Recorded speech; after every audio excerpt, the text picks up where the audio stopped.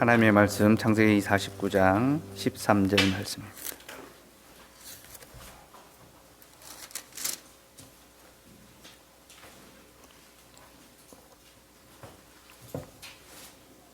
예, 49장 13절 말씀 우리 같이 읽도록 합시다.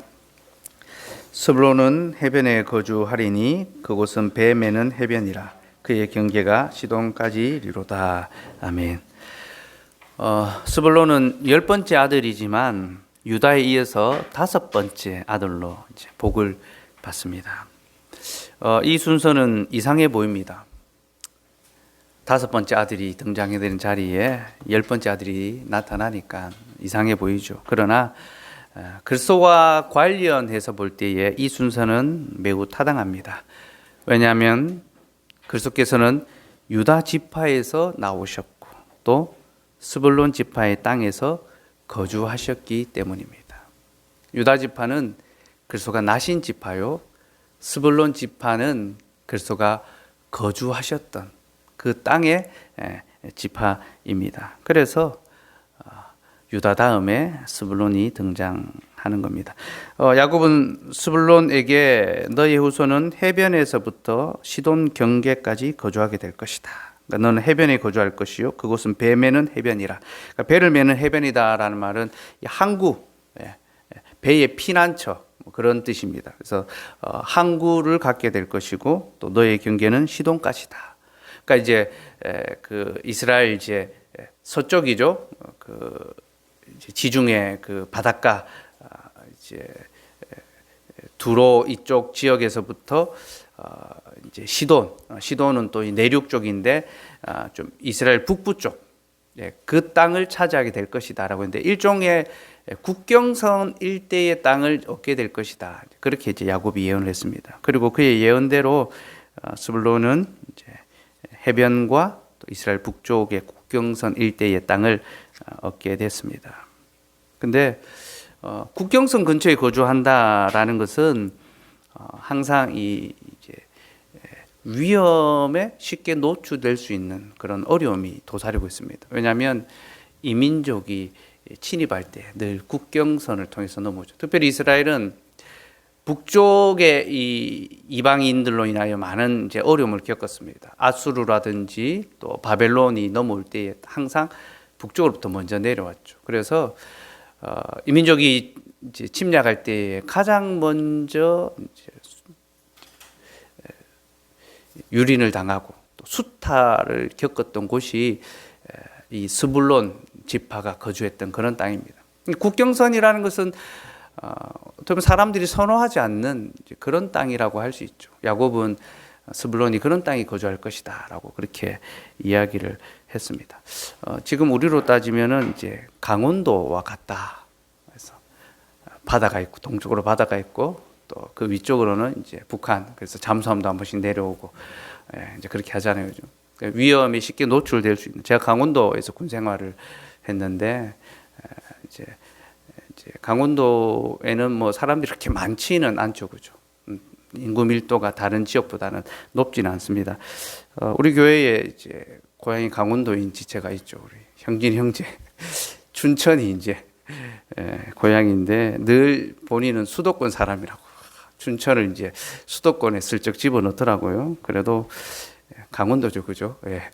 강원도라는 이제 곳이 이 스불론 사람들이 거주했던 이제 그런 곳이라 할 수 있는데 이스라엘 사람들이 이제 이민족의 침략 때문에 수탈을 많이 당하고 또 어려움을 겪는 땅이고 또 이방인들로 인해서 거기에 이제 또 좀 이제 혼합되는 이제 그런 이제 그 혼혈이 좀 태어나기도 하고 그래서 이 중심부에 사는 사람들 오늘 이제 서울과 부산에서 시장 선거가 있는데 서울 사람들은 이제 특권 의식이 있잖아요. 서울리안이라는 자기들의 지방에 대해서 쉽게 말하고 또 폄하할 수 있는 그런 경향이 있는데 이스라엘 사람들도 마찬가지였습니다. 그래서 스불론 지역에 있는 사람들 또 그 땅을 쉽게 말하고 멸시하고 폄하하고 그렇게 했었는데요. 그래서 이방의 갈릴리 구약 시대에는 스불론 땅이라고 불렸지만 신약 시대에는 이방의 갈릴리라는 그런 조롱을 받아야 말했습니다. 갈릴리 사람이다라는 말은 조롱하는 이제 그런 의미였죠.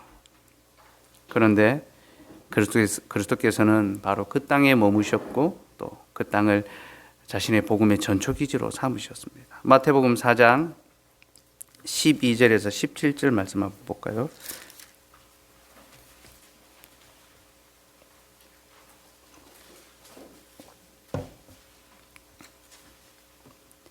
마태복음 4장 12절에서 17절 말씀 같이 읽읍시다. 시작. 예수께서 요한이 잡혔음을 들으시고 갈릴리로 물러가셨다가 나사렛을 떠나 스불론과 납달리 지경 해변에 있는 가버나움에 가서 사시니 이는 선지자 이사야를 통하여 하신 말씀을 이루려 하심이라. 일렀으되 스불론 땅과 납달리 땅과 요단강 저편 해변길과 이방의 갈릴리여 흑암에 앉은 백성이 큰 빛을 보았고 사망의 땅과 그늘에 앉은 자들에게 빛이 비쳤도다 하였느니라. 이때부터 예수께서 비로소 전파하여 이르시되 회개하라 천국이 가까이 왔느니라 하시더라. 예수님께서 요한이 잡힌 다음에 이제 본격적으로 자신의 복음 사역, 하나님 나라에 대해서 전파하기 시작하셨습니다. 그런데 주님이 이 복음을 전파했던 그 현장이 스불론 땅과 납달리 땅과 요단강 저편 해변길과 이방의 갈릴리였습니다. 곧 전에 멸시받고 조롱받고 저 갈릴리 사람들, 갈릴리 사람이라고 할 때에는 배운 것이 없고 가진 것이 없고 그리고 이제 그 시대의 중심부의 사람들이 아니다라는 그런 비난이 있죠. 예수님께서도 그런 비난을 들었습니다. 저는 갈릴리 사람이라. 그렇게 멸시받던 그런 땅에서부터 복음의 사역을 시작하셨습니다. 예수님의 이제 부임 설교의 이 현장이 바로 이제 이 스불론 땅, 납달리 땅, 또 갈릴리였다는 것입니다. 이것은 아주 상징적인 그런 이 선전포고 같습니다. 내가 주는 복음은 바로 이런 것이며 앞으로 내가 할 사역은 바로 이와 같다. 그러니까 자신이 행할 사역과 또 자신이 전하는 복음의 실체가 무엇인지를 예수님께서는 이 스불론 땅을 배경으로 말씀해 주시는 겁니다. 가르쳐 주신 겁니다. 너희는 전에 이 땅을 비난하고 조롱하고 멸시했지만 이방의 땅이라고 천대했지만 복음은 바로 이와 같은 자들의 것이다. 나는 이들에게 복음을 전하며 이들을 위하여 이들을 위로하는 사역을 내가 할 것이다. 예수님께서는 바로 이렇게 자신의 사역에 첫 걸음을 떼시고 온 세상에 복음의 선전포고를 하셨죠.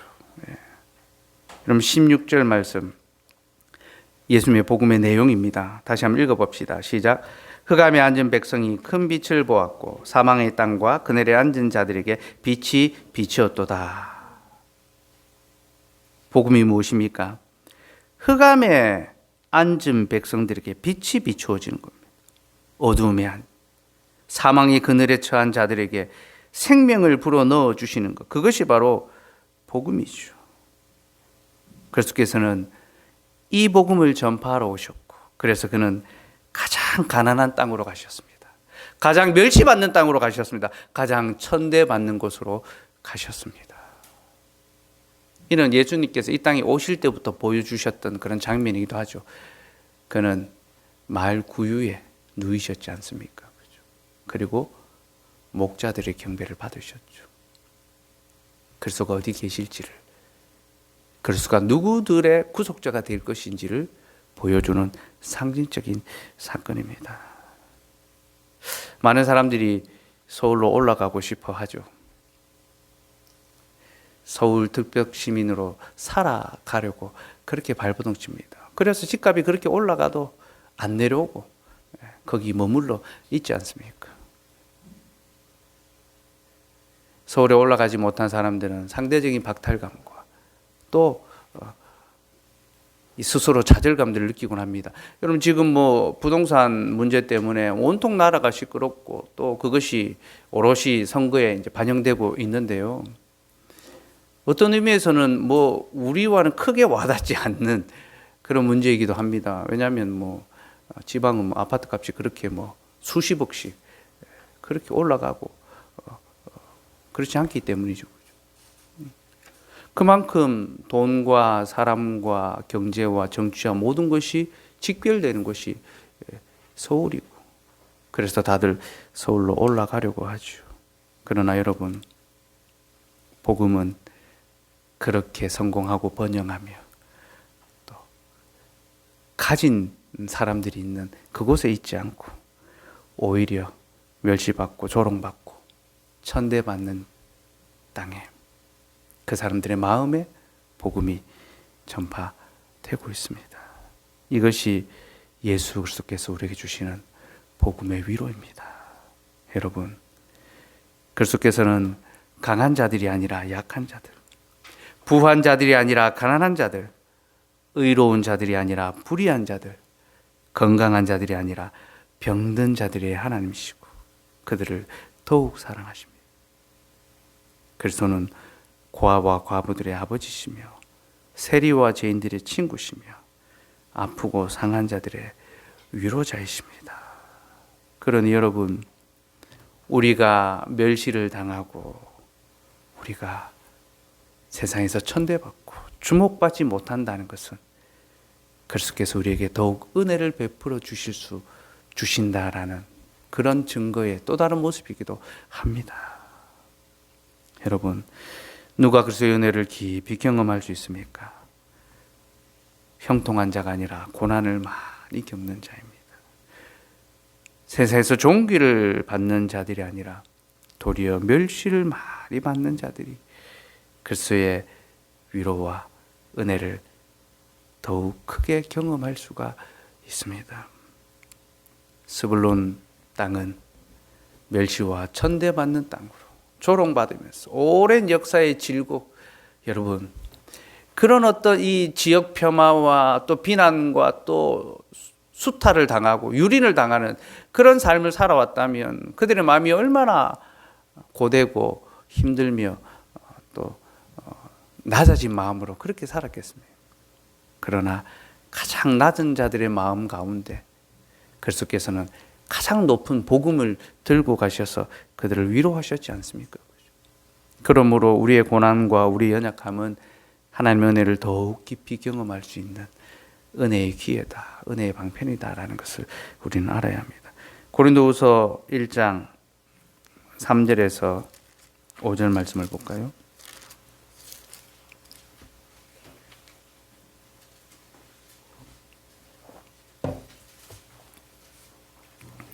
고린도후서 1장 3절에서 5절 말씀 같이 읽읍시다. 시작. 찬송하리로다. 그는 우리 주 예수 그리스도의 하나님이시오, 자비의 아버지시오, 모든 위로의 하나님이시오. 우리의 모든 환난 중에서 우리를 위로하사 우리로 하여금 하나님께 받는 위로로서 모든 환난 중에 있는 자들을 능 위로하게 하시는 이시로다. 그리스도의 고난이 우리에게 넘친 것 같이 우리가 받는 위로도 그리스도로 말미암아 넘치는도다. 아멘. 그리스도께서는 모든 고난 받는 자들의 위로가 되신다.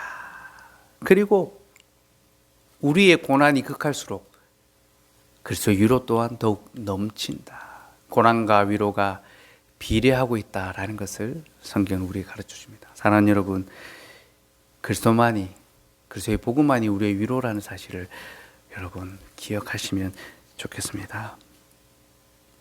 오늘 뭐 선거날이라 했는데요, 제가 어제 기사를 보니까 민주당의 박영선 후보가 선거날 마지막 유세의 첫 시작을 노회찬 버스를 타는 것으로 이제 시작을 했더라고요. 고 노회찬 씨가 이제 새벽 버스를 타면서 그 버스에서 이제 일용직 근무하시는 노동자들, 이제 청소하시고 또 뭐 용역 일들을 하는 분들, 이제 그분들과 같이 이제 버스를 타면서 또 생각을 공유하고 그들의 삶을 이해하려고 하면서, 그 자기가 이제 정의당 이제 당 대표로 선출됐을 때 수락 연설을 하면서 이제 그 버스 이야기를 딱 합니다. 이분들은 이름이 있지만 이름으로 불리지 않는 분들이다. 그리고 우리는 이분들의 존재를 인식하지 못하지만 이분들의 수고 때문에 우리 사회가 유지가 된다. 그런 이야기하면서 정치는 이런 분들의 위로가 되어드려야 된다. 이런 분들의 도움이 되어드려야 된다. 그렇게 이제 아주 명연설을 했었죠.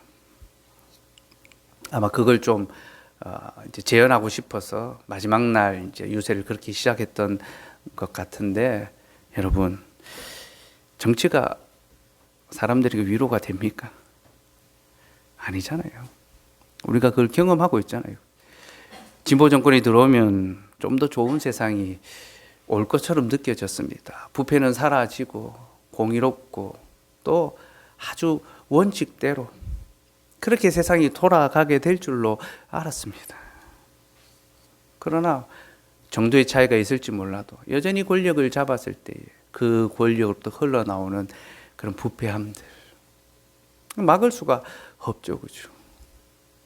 정보를 이용해서 자기들이 먼저 배를 채우고 유익을 채워가는 것, 이거는 뭐 죄악된 인간의 어떤 본성적인 그런 것일 수밖에 없습니다. 정권이 바뀌어도 세상은 조금도 바뀌지 않습니다. 우리는 이러한 현상을 통해서 정치는 고난받는 사람들의 위로의 도구가 아니라는 사실을 알아야 합니다. 여러분, 정치는요, 위로를 주는 것이 아니라 피로를 줄 따름입니다. 이 말은 정치가 무익하다, 필요 없다라는 말이 아닙니다. 여러분, 정치는 꼭 필요합니다. 바른 정치가 있어야 합니다. 그런데 정치의 기능은요, 사람들을 위로하는 것이 아니라 질서를 유지하고 사회를 보존하는 기능입니다. 하나님은 정치를 통하여 사람들을 위로하시지 않습니다. 이것은 세상에 어떠한 이념과 가치가 나와도요, 진정으로 사람들을 위로하는 데는 실패했다는 역사가 보여줍니다. 하나님께서는 세상에 위로의 유일한 방편으로 교회와 복음을 주셨을 따름입니다. 교회만이 참된 위로의 집이요, 복음만이 참된 위로입니다.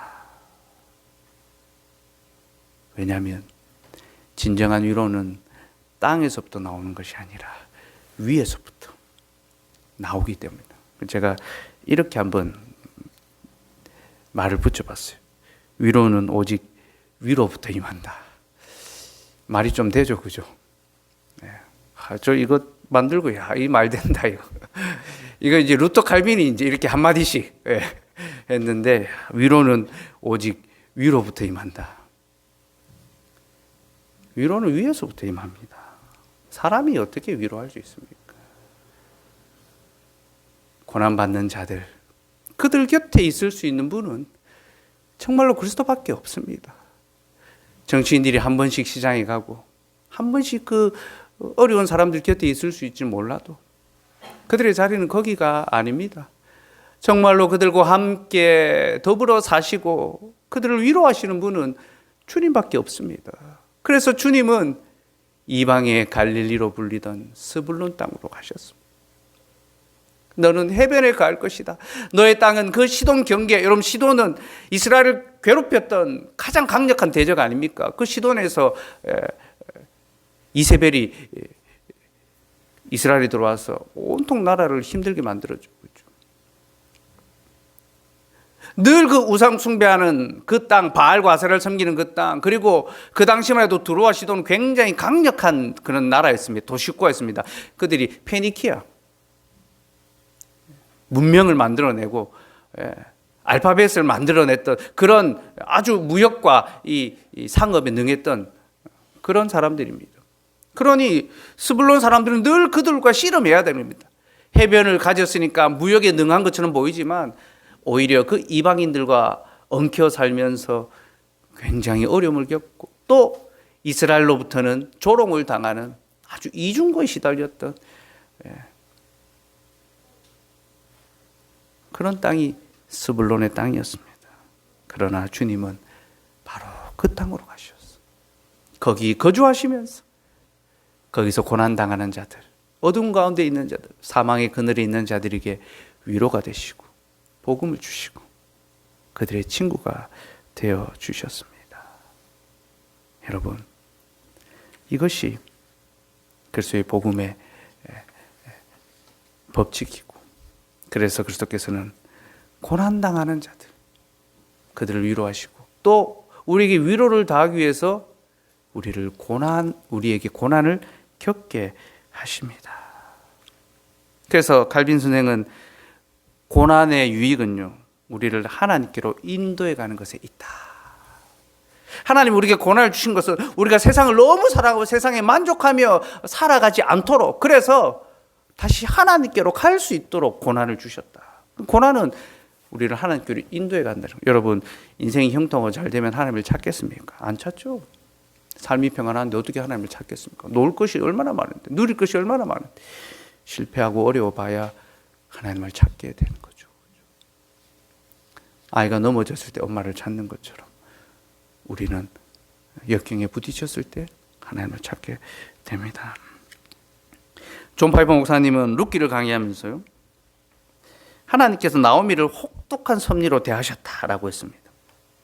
하나님께서 나오미를 아주 혹독한 섭리. 그러니까 나오미가 먹고 살려고 이방 땅에 갔는데 그 땅에서 남편 죽었죠. 아들 둘 다 죽었습니다. 그러니 이보다 더 슬프고 괴로운 비참한 인생이 어디에 있겠습니까? 그래서 나오미가 자기 이름을 말하라 해라. 나는 괴롭다, 슬프다. 그렇게 자기 이름을 정의 바꿨지 않습니까? 근데 여러분, 이 혹독한 섭리 때문에 어떻게 됩니까? 나오미가 하나님께로 다시 돌아올 수 있게 됐죠. 그죠? 존 파이퍼 목사님은 하나님은 혹독한 섭리를 통하여 우리를 다시 하나님께로 돌아오게 하신다. 인생을 살면서 때로 혹독한 섭리의 시기를 겪을 때가 있습니다. 그리고 그때는 하나님 우리를 다시 자신에게로 돌이키시는, 돌리시는, 돌아오게 하시는 그때라는 것을 기억하시면 좋겠습니다. 루터 선생은 아예 고난을 신학의 한 방법으로 제시합니다. 곧 신앙의 삶이라는 것은 고난을 통해 이루어진다는 겁니다. 그는 신학의 방법을 세 가지로 제시하는데요. 묵상과 고난과 기도. 여러분, 신학이라 하니까 꼭 목사에게만 적용되는 걸 생각하지 마십시오. 우리 모두, 그가 말하는 신학은 하나님의 말씀 안에서 신앙의 삶을 살아가는 이 모든 과정을 가리키는 거거든요. 묵상, 고난, 기도라 했습니다. 곧 하나님의 말씀을 깊이 묵상하고, 그리고 그 말씀으로 고난을 받는 겁니다. 그 말씀대로. 그리고 그 말씀을 가지고 기도하는 거죠. 하나님 말씀대로 우리에게 역사하여 주옵소서. 이것이 신학이라는 것입니다. 묵상과 고난과 기도. 고난이 없이는 신앙이 성립되지 않는다는 것이죠. 여러분, 고난은 우리를 은혜의 보좌 앞으로 가게 하는 동력이라는 것을 기억합시다. 은혜의 보좌 앞으로 담대히 나아가자. 고난을 통하여 은혜의 보좌 앞으로 나아가게 되는 겁니다. 초기 기독교 시대의 교회는 무수한 핍박과 고난을 당했습니다. 그들은 세상으로부터 어떠한 보호와 위로도 얻지 못했습니다. 도리어 세상에서 핍박과 고통을 당해야만 했지요. 하지만 그들은 어떠한 고난에도 결코 굴하지 않았고 그들의 신앙은 더욱 굳건해져 갔습니다. 많은 교회 사가들이 어떻게 그들이 그런 핍박 가운데도 믿음이 굳건하며 복음이 더욱 확장되어 갈 수 있었는가? 동일한 결론을 말합니다. 그들에게는 고난보다 더한 위로가 있었기 때문이다. 그들은 이 땅에서 살 소망이 끊어져도 그들의 마음속에는 살아있는 소망, 산 소망이 항상 있었다. 그래서 교회는 핍박 가운데 더 확장되어 갔다. 그렇게 결론을 내렸습니다. 여러분, 고난이 우리를 망하게 하는 것이 아니라 도리어 더욱 하나님께로 가까이 가게 한다는 것, 이것을 기억합시다.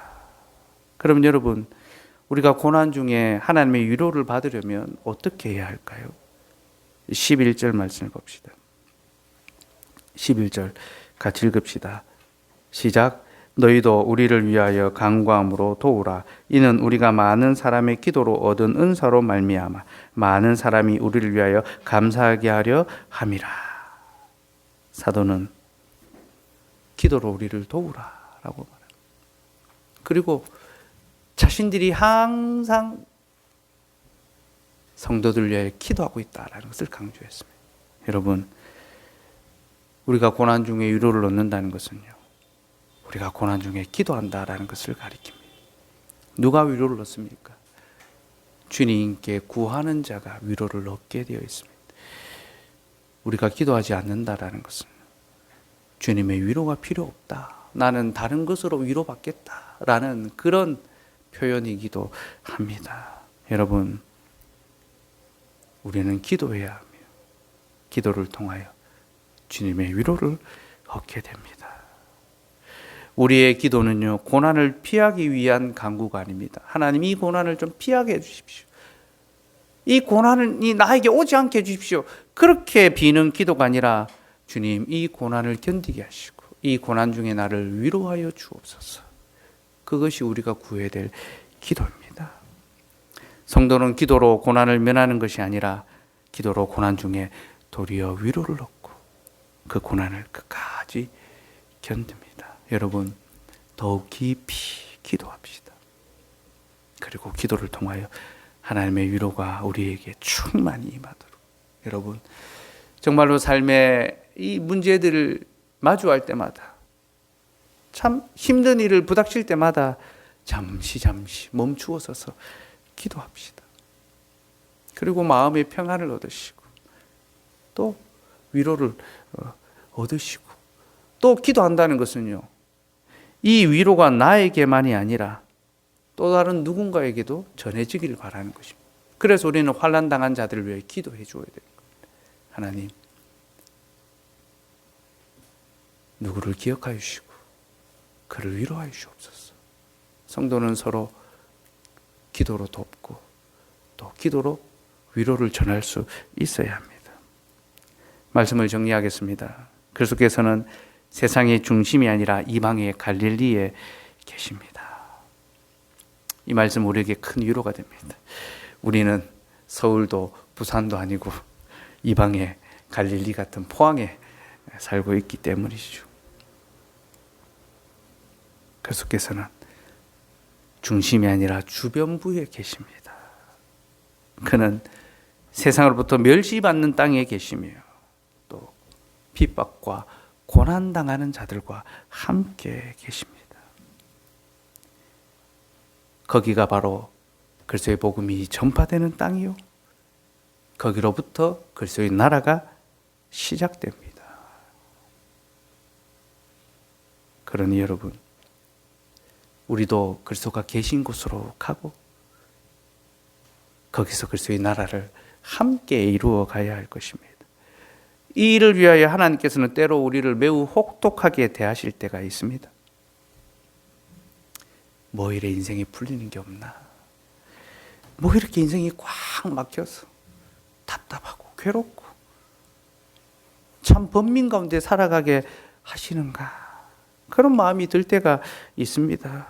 그러나 바로 그 혹독한 섭리가 우리를 더욱 주께로 가까이 가게 하고 또 우리의 마음을 주님께로 돌이키게 하시기 위한 주님의 은혜의 기회라는 것을 압시다. 시험에 떨어지는 것, 취업에 실패하는 것, 가정에 어려움이 생기는 것, 육신의 질병이, 관계에 어려움이 생기는 것, 그 모든 과정 속에서 우리를 위로하시고 우리를 하나님께로 다시 돌아오게 하시는 그 섭리가 있다는 것을 여러분 꼭 기억합시다. 그리고 주님의 복음이 우리에게 위로가 될 수 있도록 기도합시다. 여러분, 그리스도의 복음은, 그리스도의 사역은, 그리스도의 사랑은 늘 우리에게 은혜가 되지만 때로 우리는 그 은혜를 조금 더 느끼지 못하고 살아갈 때가 있습니다. 복음이 뭐 나에게 그렇게 위로가 되는가? 그리스도의 사랑이 뭐 그렇게 나에게 지금 도움이 되는가? 우리는 그리스도의 복음과 그 사랑에 때로 대면하고 아무런 감흥이 일어나지 못할 그럴 때도 있습니다. 여러분, 기도해야 하는 것. 주님, 그리스도의 복음이 나에게 참된 위로와 소망이 되게 하여 주시옵소서. 예수 그리스도만이 나의 온전한 위로, 유일한 위로가 되게 하시고 내가 그 위로 속에 살게 하여 주옵소서. 그렇게 기도해야 합니다. 우리의 기도는 또한 서로를 향하여서도 나아가야 합니다. 주님, 나를 위로하신 것처럼 주께서 저 형제도, 저 사람도 위로하여 주시고 저에게도 하나님의 평안이 있게 하여 주옵소서. 그렇게 기도해 주어야 할 것입니다. 우리 같이 찬송하며 또 그렇게 기도하기를 소원합니다. 괴로울 때 주님의 얼굴